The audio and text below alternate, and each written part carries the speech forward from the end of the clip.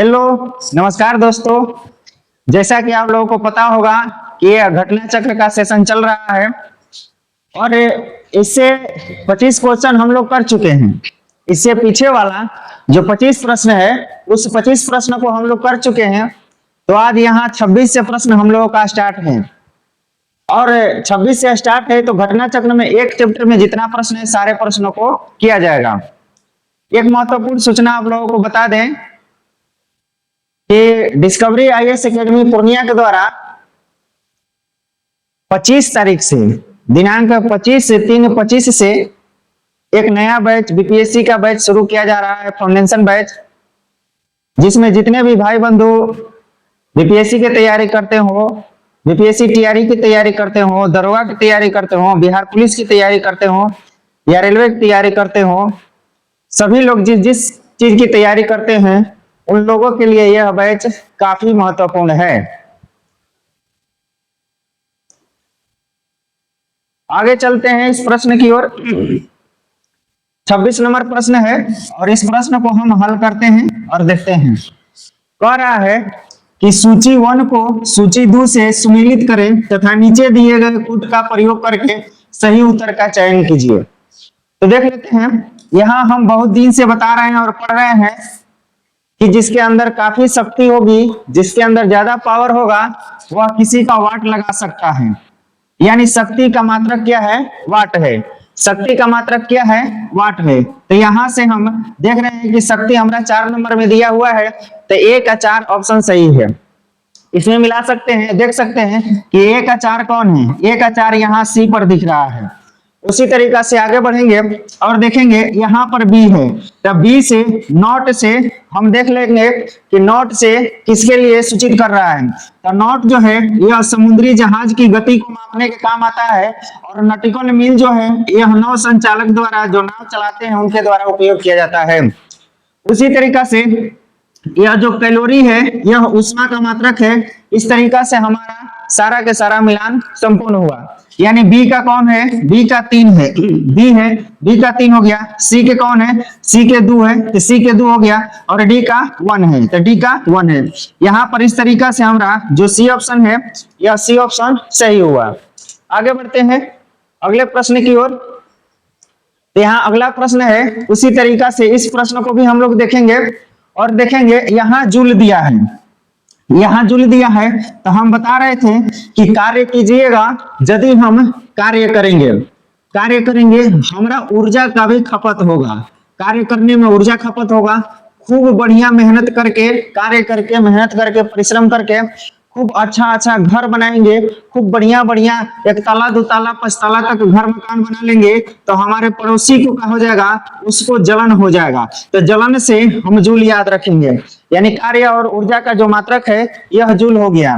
तो यहाँ पर जूल दिया है, कार्य और ऊर्जा का मात्रक है, इसमें A का 3 हो जाएगा। यहाँ पर कार्य का मात्रक क्या है? जूल है।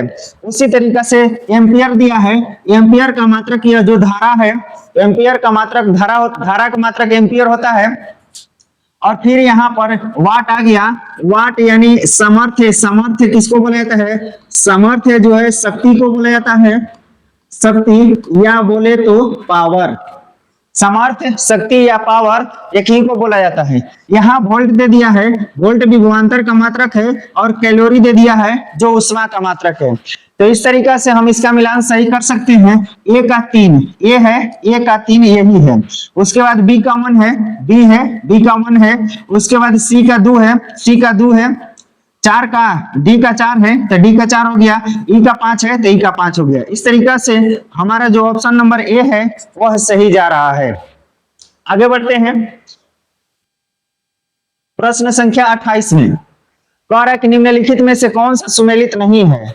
इसमें यह खोजना है कि मिलान कर दिया गया है लेकिन कौन गलत है। ये चारों ऑप्शन में कौन सा गलत है उसी को देखना है। तो नॉट जो है जहाज के चाल को मापता है। नॉट एक मात्रक है जो जहाज की चाल को मापा जाता है। नॉटिकल मील जो है नौ संचालक जो नाव चलाते हैं समुद्र में, उनके द्वारा नॉटिकल मील का उपयोग किया जाता है। एंगस्ट्रम जो है प्रकाश के तरंग दैर्घ्य को मापता है। एंगस्ट्रम जो है प्रकाश की तरंग दैर्घ्य को मापने की इकाई है। लेकिन यहाँ पर जो प्रकाश वर्ष है यह समय का मापन कतई नहीं है, यह समय का मापन नहीं करता है। जो प्रकाश वर्ष है यह दूरी का मापन करता है। तो प्रकाश वर्ष किसका मात्रक है? तो यह दूरी का मात्रक है, दूरी का मात्रक है।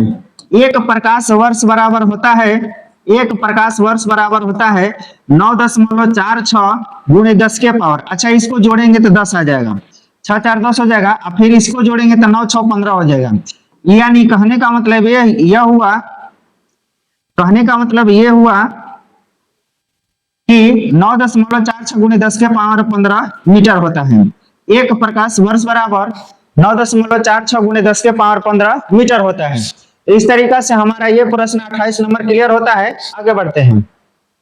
अच्छा, प्रकाश का एक वेग रह गया, इसमें एक और प्रश्न ले लेते हैं कि प्रकाश वर्ष है यानी प्रकाश का एक वेग है। प्रकाश का जो वेग है एक वैज्ञानिक ने मापा था जिसका नाम है रोमर, जिसका नाम है रोमर। और प्रकाश की वेग कितनी होती है? तो प्रकाश की जो वेग है वह 3 गुणे 10 के पावर 8 मीटर पर सेकेंड होती है। यह प्रकाश की हमारा वेग हो गई। आगे बढ़ते हैं। आगे है, कह रहा है एंगस्ट्रम किसकी इकाई है? तो एंगस्ट्रम हम देख लेते हैं और मिलान ले लेते हैं कि किसकी इकाई है एंगस्ट्रम। एंगस्ट्रम जो है यहाँ पर एंगस्ट्रम किसकी इकाई है? तो एंगस्ट्रम जो हमारा यह पहला नंबर ऑप्शन है यही सही है। एंगस्ट्रम जो है प्रकाश के तरंग दैर्घ्य की इकाई है। प्रकाश के तरंग दैर्घ्य की इकाई क्या है? एंगस्ट्रम है। यहाँ से हम ऊर्जा ले लेते हैं, ऊर्जा भी और कार्य भी, ऊर्जा और कार्य ले लेते हैं। तो हम जान रहे हैं कि ऊर्जा और कार्य की इकाई क्या है? सब लोग देख करके क्या करेंगे? जलेंगे, जूल याद करेंगे। आवृत्ति का जो मात्रक है वह हर्ट्ज है, आवृत्ति का जो मात्रक है वह क्या है? तो हर्ट्ज है। और वेग का जो मात्रक है वह मीटर प्रति सेकंड है। आगे बढ़ते हैं हम। यहाँ पर दिया है हॉर्स पावर में कितने वाट होते हैं? हॉर्स पावर मतलब घोड़े की शक्ति। तो हॉर्स पावर में कितने वाट होते हैं? एक हॉर्स पावर में कितना वाट होता है? एक हॉर्स पावर में कितना वाट होता है? तो यहाँ से हम इस सी नंबर ऑप्शन पर देखेंगे कि सिर्फ 746 वाट एक कीगो में है। तो एक हॉर्स पावर बराबर 746 वाट होता है। बाकी ये सारा के सारा ऑप्शन क्या है? गलत है।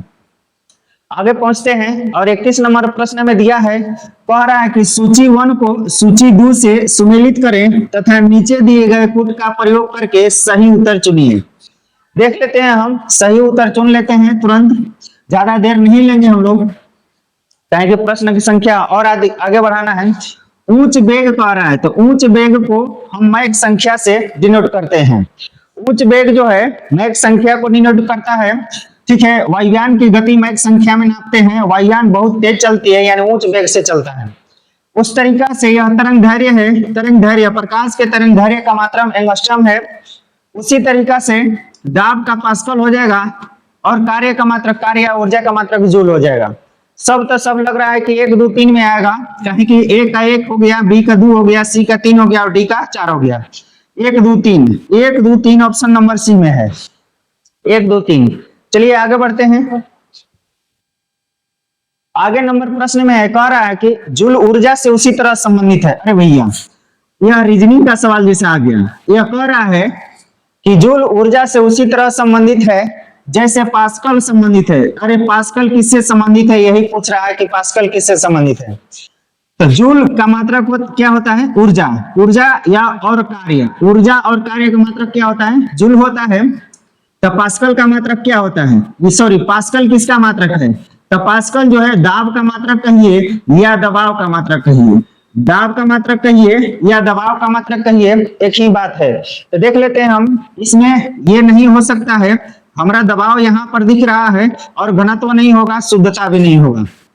ठीक है, आगे बढ़ते हैं। घनत्व का मतलब होता है कि कोई वस्तु कितनी, कोई वस्तु किसी वस्तु के अणु, किसी वस्तु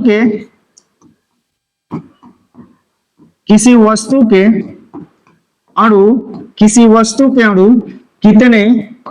कितने पास पास हैं, कितने पास पास हैं, कितने पास पास हैं।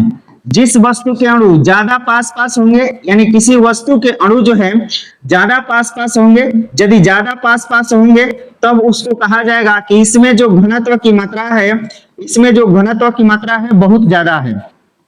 घनत्व की मात्रा क्या है? ज्यादा है। घनत्व की मात्रा क्या है? ज्यादा है। अगर उस वस्तु के अणु दूर दूर रहेंगे, अगर दूर दूर रहेंगे तो उसमें कहा जा सकता है कि इसका जो घनत्व है, इसका जो घनत्व है वह कम है। घनत्व क्या है? कम है। और इसका घनत्व ज्यादा है। इस तरीका से कहा जा सकता है। 32 के बाद आगे पहुंचते हैं और हमारा नंबर आ गया 33 नंबर। और 33 नंबर प्रश्न में हम देखते हैं कि 33 नंबर प्रश्न कह रहा है कि 1 माइक्रोन बराबर होता है। अब हमको माइक्रोन खोजना है कि किसके बराबर होगा। क्या 1/10 मिलीमीटर के बराबर होगा? इसको हम लोग 1/-1 लिख सकते हैं और इसको हम 1/-2 लिख सकते हैं। इसको कुछ इस तरीका से लिखा जा सकता है और इसको इस तरीका से लिखा जा सकता है। 4 ठीक है। तो कह रहा है कि किसके मिलीमीटर के बराबर है। सारा का सारा मिलीमीटर में आंसर दिया हुआ है, लेकिन हम समझ लेते हैं पहले कि कौन सा इसमें सही होगा। ठीक है। तो हमारा एक सूत्र है वो सबको याद होना चाहिए, काहे कि उसी से प्रश्न पूछते रहता है। ठीक है। तो वह है डेसी, यह बड़ा मात्रक नहीं छोटा मात्रक है। डेसी सेंटी, डेसी सेंटी मिली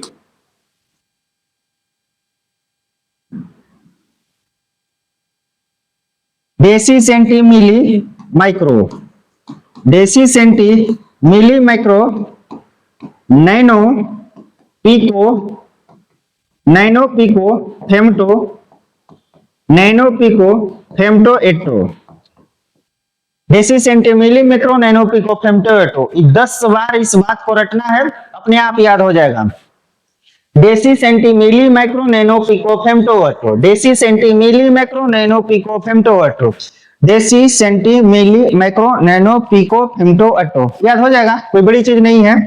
एटो मतलब 18, एटो मतलब 18, 10 के पावर 18, फेमटो मतलब 10 के पावर 15, पिको मतलब 10 के पावर -12, नैनो मतलब 10 के पावर -9, माइक्रो मतलब 10 के पावर -6, मिली मतलब 10 के पावर -3, सेंटीमीटर मतलब 10 के पावर -2, डेसी मतलब 10 के पावर -1।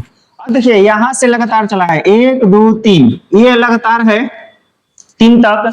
उसके बाद में हम 3 का टेबल ले लेते हैं। 3 3 दूनी 6, 3 3 9, 3 4 12, 3 5 15, 3 6 हो गया। और क्या करना है इसमें? अब देखते हैं इसको। अब देखते हैं हमको किसको पूछ रहा है? माइक्रोन के पूछ रहा है। अच्छा, माइक्रो कहिए या माइक्रोन कहिए एक ही बात हुआ। तो यहाँ पर हम देख रहे हैं कि हमारा माइक्रोन है, यानी 10 के पावर -6 है। यहाँ पर लेते हैं उसको, 10 के पावर -6 है और यह माइक्रोन जो है मीटर में है। यह माइक्रोन, 1 माइक्रोन बराबर 10 के पावर -6, यह मीटर में पावर है। लेकिन हमारा इसमें से खोजना है कि किसके बराबर है। और सारा के सारा एक भी मीटर में नहीं दिया है, सबके सब मिलीमीटर में दिया है। तो वहां से जो मीटर है वह मिलीमीटर में हमको क्या करना होगा? कन्वर्ट करना होगा। मिलीमीटर में क्या करना होगा? कन्वर्ट करना होगा। तो यहाँ से 1 मीटर बराबर कितना मिलीमीटर? 1 मीटर बराबर होता है 1000 मिलीमीटर, 1000 मिलीमीटर। अब इसको हम 10 के पावर 3 mm लिख सकते हैं, 10 के पावर 3 mm लिख सकते हैं। अब फिर से इसको हम लेते हैं। अब यहाँ पर 1 मीटर दिया है, 1 मीटर बराबर 10 के पावर -6। अब यहाँ पर दिया है, सॉरी, 1 माइक्रो बराबर 10 के पावर 6 मीटर। अब यहाँ इन मीटर में है, हमको मिलीमीटर में बदलना है। यहाँ पर मिलीमीटर आ गया। 1 मीटर बराबर इतना मिलीमीटर, 1 मीटर बराबर इतना मिलीमीटर, 1 मीटर बराबर इतना मिलीमीटर। तो यहाँ पर हमारा मिलीमीटर का संकेत था और मिलीमीटर का संकेत हटेगा और इससे गुणा हो जाएगा, यानी 10 के पावर 3 मिलीमीटर।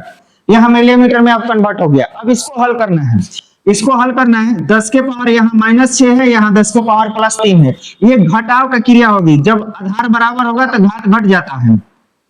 तो यहाँ पर घटाव की क्रिया होगी तो बचेगा 10 के पावर -3, ये हो जाएगा मिलीमीटर। ये हो गया मिलीमीटर।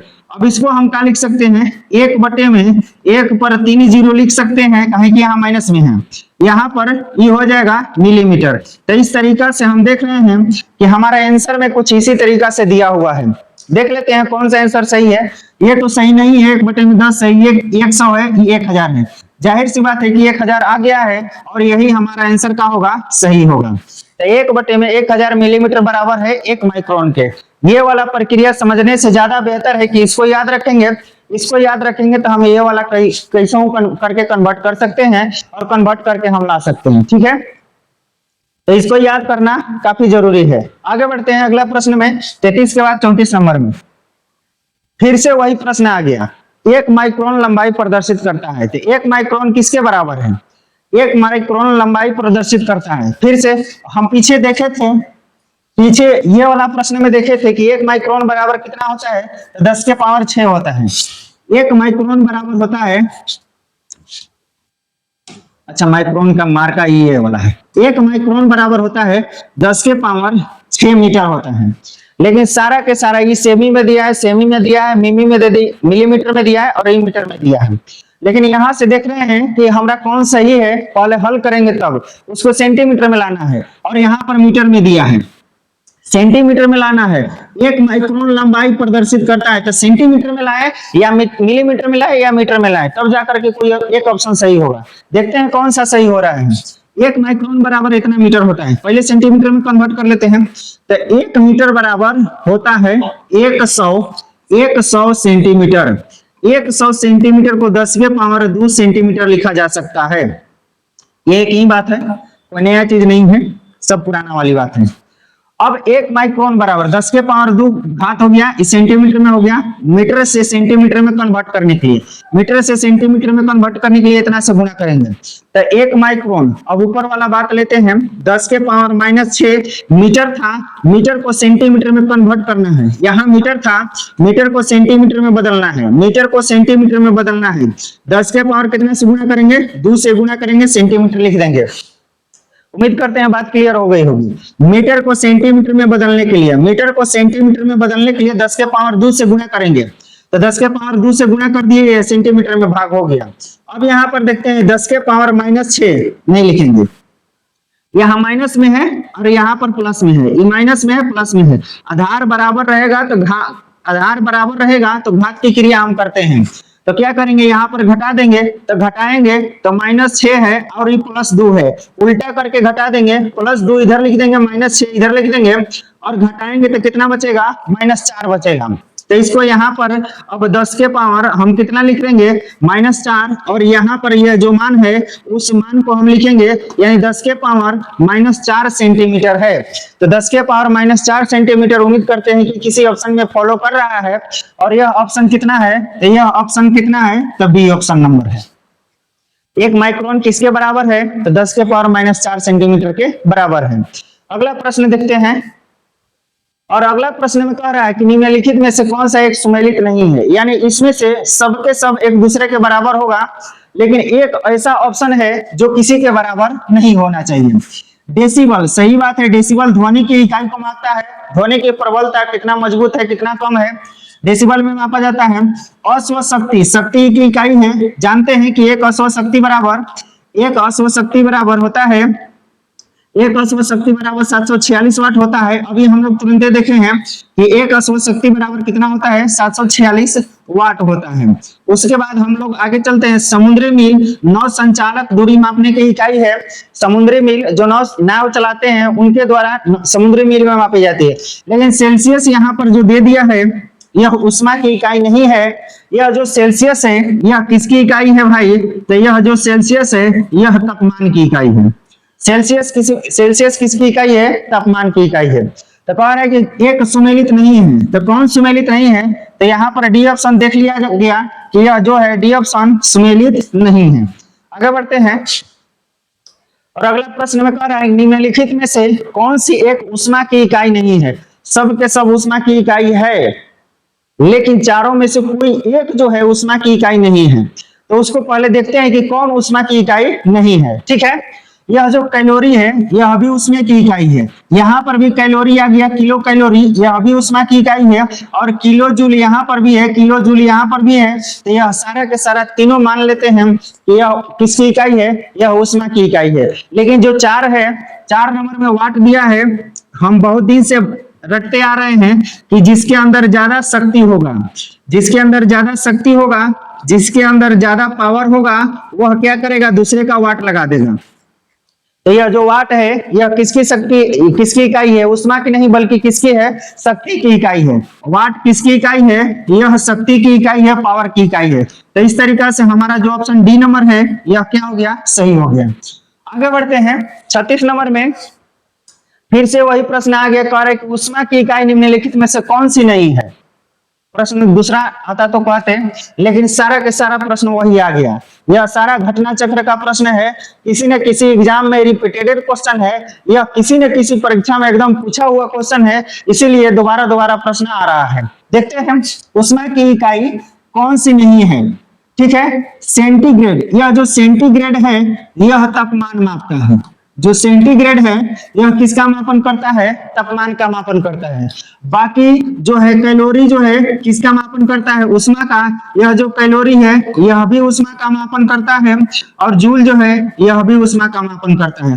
तो यह जो तीनों है यह उष्मा की इकाई है, बाकी जो सेंटीग्रेड है वह तापमान को मापता है। आगे बढ़ते हैं, कह रहा है कि 1 किलोमीटर का तात्पर्य है। अरे बाप, 1 किलोमीटर पूछ रहा है कि किससे तात्पर्य है 1 किलोमीटर, इसमें से कौन संबंधित है।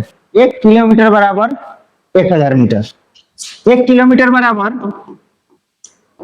1 किलोमीटर बराबर 1000 मीटर। कोई है, अरे यही तो है, 1 किलोमीटर बराबर 1000 मीटर।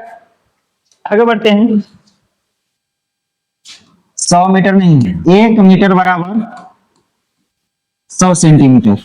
बहुत सारा प्रश्न आएगा इस सब पे। 1 पिकोग्राम होता है, देखते हैं pico, deci centi milli macro nano pico femto वाटो। तो देख लेते हैं उसको भी। अभी हम लोग पीछे में इस सारा के सारा प्रश्न देखे थे। Deci centi, deci centi milli, milli micro, deci centi milli macro nano pico, nano pico femto atto, nano pico femto atto. 10 के पावर -18, 10 के पावर -15, 10 के पावर -12, 10 के पावर -9, 10 के पावर -6, 10 के पावर -3, 10 के पावर -2 और 10 के पावर -1। किसको कह रहा है, पिको को कह रहा है। पिको है किधरो, हाँ पिको है किधरो। कितना है पिको के मान, 10 के पावर 12। 1 पिको बराबर, 1 पिको बराबर 10 के पावर -12 मीटर, 10 के पावर -12 मीटर। अरे यार, 10 के पावर -12 मीटर कह रहा है। किसके बराबर है, मीटर में एक भी नहीं दिया है, ग्राम में दे दिया है। ठीक है, तो ग्राम वाला ही लेकर के चलेंगे हम। अगर यहाँ पर ग्राम, हाइग्रोमीटर से अपेक्षित आर्द्रता मापी जाती है। दाब की इकाई क्या है, दाब की इकाई पास्कल है, दाब की इकाई पास्कल है। ठीक है, और वर्षा की जो मापा जाता है वह रेन गेज में मापा जाता है। वर्षा, वर्षा जो मापी जाती है वह रेन गेज से मापी जाती है। और तापमान जो है सेंटीग्रेड में मापी जाती है, सेंटीग्रेड में मापी जाती है, सेंटीग्रेड। तो इस तरीका से कह रहा है कि पास्कल किसकी इकाई है, पास्कल दाब की इकाई है। न्यूटन प्रति मीटर स्क्वायर एक और होता है इसका मात्रक, न्यूटन प्रति मीटर स्क्वायर एक और होता है दाब का मात्रक। आगे देखते हैं, अगला प्रश्न कह रहा है कि दाब की इकाई क्या है। हाँ, इस तरह अभी तुरंत बताए हैं, न्यूटन प्रति मीटर स्क्वायर इसकी एक और इकाई है। तो दाब की इकाई क्या होती है, दाब की इकाई होती है न्यूटन प्रति मीटर स्क्वायर, यानी न्यूटन प्रति मीटर स्क्वायर इसकी एक और इकाई है। यह जो है बल आघूर्ण की इकाई है, यह जो है बल आघूर्ण, टॉर्क, बल आघूर्ण की इकाई है न्यूटन मीटर। न्यूटन किसका मात्रक है, तो न्यूटन बल का है, न्यूटन जो है किसका है, बल का है, और न्यूटन मीटर यही वाला बात है, सॉरी यह न्यूटन प्रति मीटर है। तो इस तरीका से हम लोग देख लिए, हमारा ऑप्शन कौन हो गया, 41 का 1 हो गया। आगे बढ़ते हैं, दाब का मात्रक, दाब का मात्रक है। अब दाब का मात्रक इनमें से कौन सा है, तो दाब का मात्रक इनमें से कन्वर्ट करना होगा कि कौन सा है। इस तरीका से अगर इसका ऑप्शन हम देखें तो इसका ऑप्शन एक से अधिक वाला में जाएगा, ठीक है, एक से अधिक वाला में जाएगा। तो इसका ऑप्शन नंबर डी ले लेते हैं और आगे बढ़ते हैं। पारिस्थितिकी की इकाई क्या है? तो इसमें से हम देखते हैं कि पारिस्थितिकी की इकाई क्या है। पारिस्थितिकी की इकाई क्या है? पारिस्थितिकी एटमोस्फेरिक प्रेशर, इसकी इकाई जो है यह बार बार आएगा कि पारिस्थितिकी दबाव की इकाई क्या है, बार बार आएगा, ठीक है। आगे बढ़ते हैं। इसमें तो सब का सब हम लोग देख लिए हैं कि कौन सा किसका है। आगे बढ़ते हैं। 1 किलो प्रति सेमी स्क्वायर दाब समतुल्य है। तो 1 किलो प्रति सेमी स्क्वायर दाब किसके बराबर है? तो देखना है कि इसका ऑप्शन जो है हमारा ऑप्शन जो है बी पर जा रहा है भैया। ऑप्शन इसका हम देख रहे हैं कि 1.0 बार के बराबर जा रहा है। 1.0 बार के बराबर जा रहा है। इसको हल करने के लिए इसमें 4-5 को सूत्र याद करना होगा, तब जाकर के यह हल होगा, इसलिए आप लोगों को याद नहीं है। आगे बढ़ते हैं। निम्न में से कौन सी अदिश राशि है? अदिश, बिना दिशा वाला।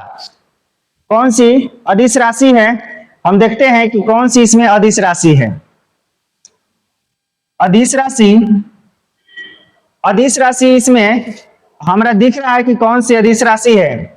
बल जो है यह भी सदिश राशि है, और यह जो दाब है यही अदिश राशि है। बाकी यह जो वेग है यह सदिश राशि है, और यह जो त्वरण है यह भी सदिश राशि है। तो इसका जो आंसर होगा वह बी ऑप्शन में जा रहा है हमरा सही। जो वेग है इसका मात्रक जो है, वेग का जो परिभाषा होता है वह कहता है कि किसी निश्चित समय में किसी निश्चित दिशा में तय की गई दूरी को हम वेग कहते हैं। किसी निश्चित समय में किसी निश्चित दिशा में तय की गई दूरी, जब दिशा आ गया, किसी निश्चित दिशा में तय की गई दूरी आ गया, तब हम इसको सदिश राशि के अंतर्गत रखेंगे। तब यह हमको सदिश राशि के अंतर्गत रखेंगे, और इसका जो मात्रक होता है वह मीटर प्रति सेकंड होता है। उसी तरीका से इसका भी जो मात्रक है यह मीटर प्रति सेकंड स्क्वायर होता है।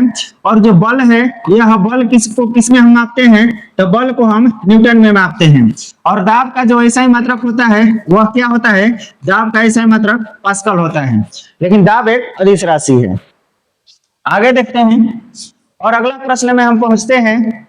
यहाँ पर कहा जा रहा है कि तेल का एक बैरल निम्न में से लगभग कितना होता है? लीटर में मापना है, और हम जानते हैं कि यह बहुत पुराना मात्रक है। अब इस मात्रक को चेंज कर दिया गया है। अब घन मीटर में इसको मापा जा रहा है, और बैरल में नहीं मापा जा रहा है। पहले बैरल में मापा जाता था, लेकिन यह बहुत पुरानी पद्धति हो गई है। अब इसको धीरे धीरे लोग बंद कर रहा है। ऐसे एक बैरल में 159 लीटर होता है। यह बात हमेशा ध्यान में रखनी है, प्रश्न कभी पुराना नहीं होता है। एक बैरल में 159 लीटर होता है।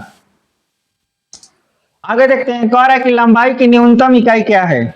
लंबाई की न्यूनतम इकाई यानी सबसे छोटी इकाई क्या है? तो हम सबका मान लिख लेते हैं। जिसका घात जितना अधिक आएगा लेकिन माइनस में रहेगा, वह सबसे मान छोटा होगा। जिसका घात जितना अधिक लेकिन वह मान अगर माइनस में आ गया तो वह मान सबसे छोटा होगा, यानी सबसे न्यूनतम होगा। आइए देखते हैं कौन कौन सा है। फिर से वही आएगा। यहाँ पर देख लेते हैं, पीछे वाला प्रश्न में लिखा हुआ है लंबाई की न्यूनतम मान माइक्रोन दिया है, और यहाँ से हम माइक्रो का मान देखते हैं 10 के पावर -6 है। 10 के पावर कितना है? 10 के पावर -6 है। तो यहाँ पर 10 के पावर -6 लिख देंगे। 1 माइक्रो बराबर 10 के पावर -6 लिख देंगे।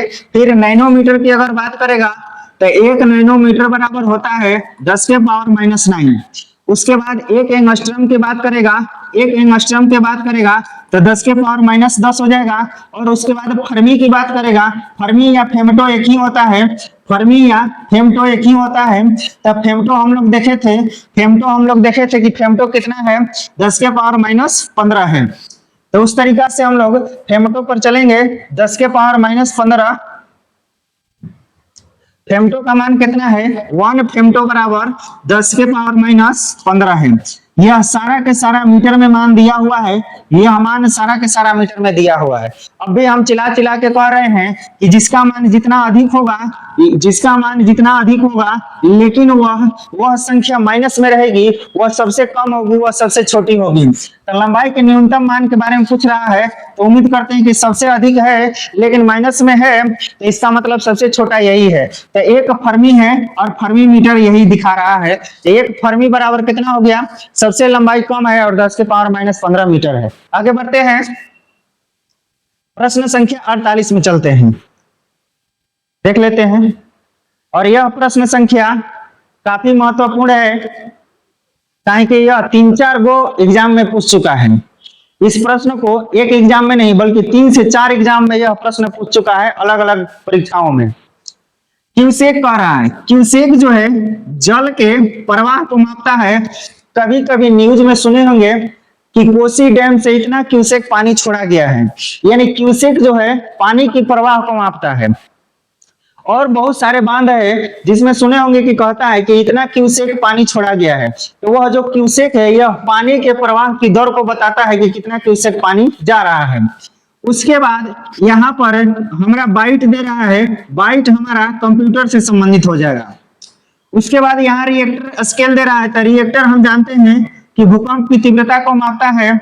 उसके बाद हम बार देख रहे हैं, यह दाब को मापता है। इसका ऑप्शन जो है हमको लग रहा है कि ऑप्शन गलत है, कहीं कि ए का 3 है, ए का 3 है, ए का 3 ये वाला है। बी का जो है, बी का 4 दे रहा है, जबकि बी का हमारा क्या है, बी का यहाँ पर 1 दे रहा है, जबकि बी का हमारा क्या है, 4 है। तो इस तरीका से यह जो ऑप्शन है वह गलत दिया हुआ है। यहाँ पर हम लिख देते हैं ए का मान है वह 3 होगा और बी का जो मान है वह 4 होगा। बी का 4 हो गया। उसी तरीका से यदि हम सी पर आते हैं तो सी का 2 हो जाएगा, और उसी तरीका से अगर डी पर हम आए तो डी का मान कितना हो जाएगा, 1 हो जाएगा। ये हमारा ऑप्शन सही हुआ, ये ऑप्शन गलत है, इसमें ऑप्शन गलत दिया हुआ है। आगे देखते हैं 48 के बाद 49 नंबर पर फिर वही प्रश्न आ गया कि क्यूसेक में क्या मापा जाता है।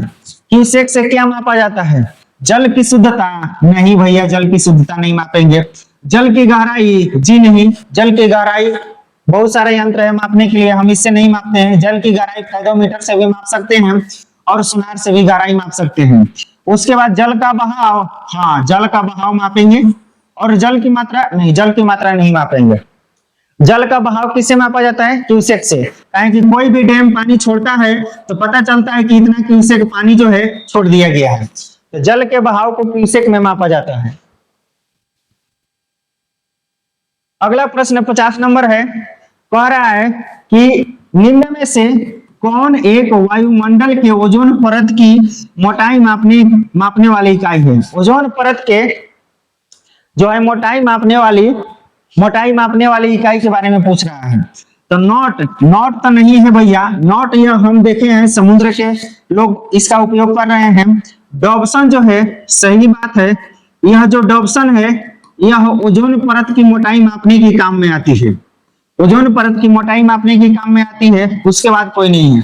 अच्छा, ओजोन परत में छिद्र हो गया था एक बार, और इसके लिए ओजोन परत में छिद्र हो गया था, इसके लिए कनाडा में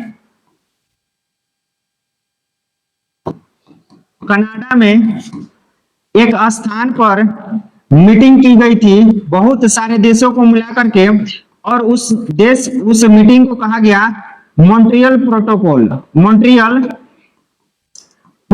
कहा गया, मॉन्ट्रियल प्रोटोकॉल। अब ये मॉन्ट्रियल प्रोटोकॉल कहाँ हुआ था? कनाडा में हुआ था। यह 16 सितंबर को मनाया गया था, और 16 सितंबर को घोषणा किया गया कि 16 सितंबर को प्रत्येक वर्ष ओजोन परत संरक्षण दिवस के रूप में मनाया जाएगा। यानी ओजोन परत संरक्षण दिवस प्रत्येक वर्ष मनाया जाता है 16 सितंबर को। ओजोन परत संरक्षण दिवस मनाया जाता है प्रत्येक वर्ष 16 सितंबर को। आगे बढ़ते हैं, इसकी जो है डॉप्शन होगी। कह रहा है कि डॉप्सन इकाई का प्रयोग किया जाता है। वही प्रश्न फिर से आ गया। पृथ्वी की मोटाई मापने में जी नहीं, हीरे की मोटाई मापने में जी नहीं, ओजोन परत की मोटाई मापने में, तो हाँ ओजोन परत की मोटाई मापने में डॉप्सन इकाई का प्रयोग किया जाता है। आगे बढ़ते हैं। प्रश्न संख्या यहीं से समाप्त हो गया हमारा, 51 तक ही है। तो देख लिए 51 तक प्रश्न को हम लोग ने हल कर लिया। और आप लोगों को बता दें कि डिस्कवरी आईएएस एकेडमी ने एक बार फिर से पूर्णिया में महाधमाका ऑफर लेकर के आ गया है। दिनांक 25/3/25 से, दिनांक 25/3/25 से बीपीएससी का फाउंडेशन बैच आ रहा है। जो भी भाई मेरे बिहार पुलिस की तैयारी करते हो, जो भी भाई मेरे बिहार पुलिस की तैयारी करते हो, बिहार दरोगा की तैयारी करते हो, बिहार एसएससी की तैयारी करते हो, या अदर कोई भी एग्जाम की तैयारी करते हो, उनके लिए यह जो बैच है काफी महत्वपूर्ण है। और उम्मीद करते हैं कि एक एक बात इस क्लास में याद करा दी जाती है, कहीं आपको इधर उधर जाने की जरूरत नहीं है। यह कोसी क्षेत्र में सबसे ज्यादा रिजल्ट देने वाला एकमात्र संस्थान है। तो उम्मीद करते हैं कि यह बात बहुत अच्छा लगा होगा और यह डिस्कशन भी बहुत अच्छा लगा होगा।